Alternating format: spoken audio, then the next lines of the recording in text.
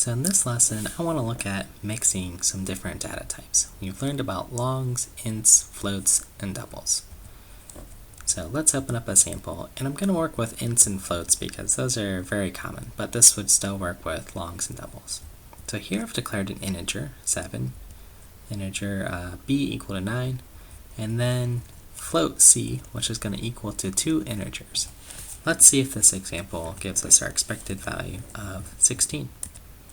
And compile, run, yep, 16, looks good to me. Now let's go ahead and play around a little bit with this sample. Let's say if we want to make int and change it to 7.5. Let's try to run this. Clang, it's giving us a warning here that says there's an implicit conversion from a double, in this case it's treating 7.5 as a double value, to 7 here. So a warning was generated. Let's try to actually run this program and see what happens.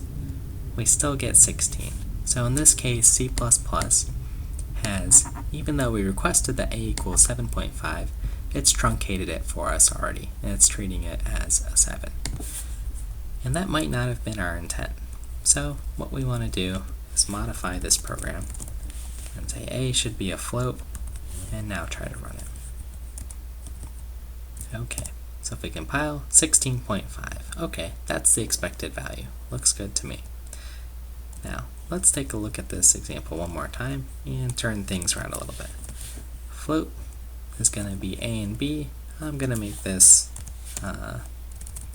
say, some non-round numbers like this, and we're expecting a value of 16.8, but make c store integers. Let's see what happens. Are we going to get a decimal value?